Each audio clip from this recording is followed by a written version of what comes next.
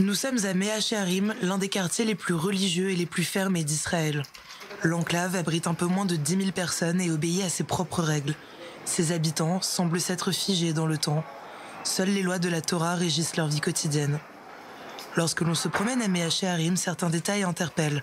Sur les murs, nombreux sont les petits panneaux affichant des drapeaux palestiniens ou des slogans antisionistes. C'est l'œuvre des Neturei Karta, une communauté de 10 000 familles en Israël, dont 700 se trouvent à Mea Shearim. Ils prétendent ne pas s'intéresser à la politique. Ils sont pourtant farouchement opposés à l'existence de l'État d'Israël. Voici le rabbin Meir Hirsch, qui dirige cette communauté et ne s'exprime jamais devant une caméra. Sauf aujourd'hui où il nous a ouvert les portes de sa maison. Le mouvement Neturei Karta est apolitique et se revendique foncièrement antisioniste. Il a été créé en 1935 par mon père.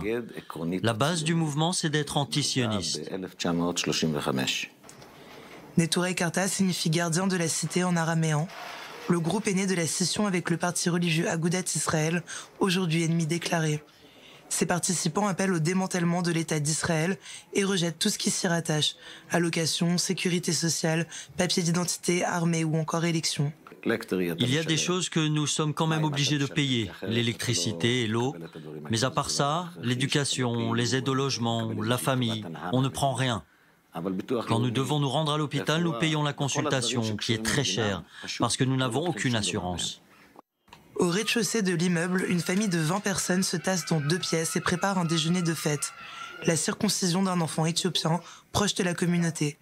Tous les soirs, les parents déploient les matelas entreposés dans une cave. Le mouvement se distingue par un fort activisme. Conférences dans les universités, participation à des manifestations contre Israël et de nombreuses rencontres avec les opposants de l'État hébreu. Les Neturei Karta sont connus pour leurs actions coup de poing et leurs liens avec des groupes antisionistes. Nous sommes proches du mouvement BDS mondial pour boycotter certains produits. Le BDS ne s'oppose pas à tous les produits israéliens, mais à ceux qui sont faits dans les implantations sur des territoires occupés.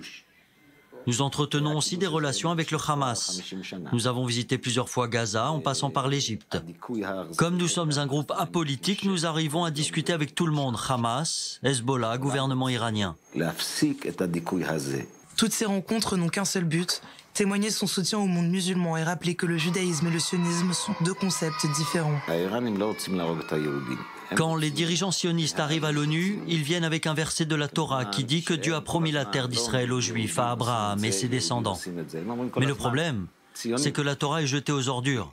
Ils n'en font rien de la Torah, ils se servent uniquement d'un verset qui leur est utile.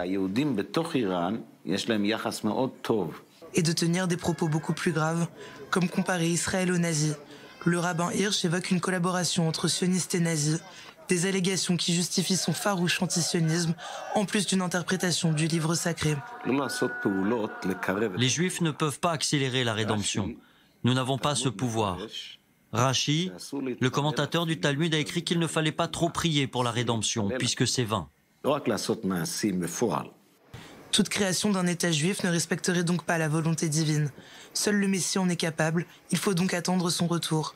En attendant, l'ambition des Neturei Karta est de revenir à une cohabitation pacifique entre juifs et musulmans et au pouvoir en place avant la création de l'État d'Israël.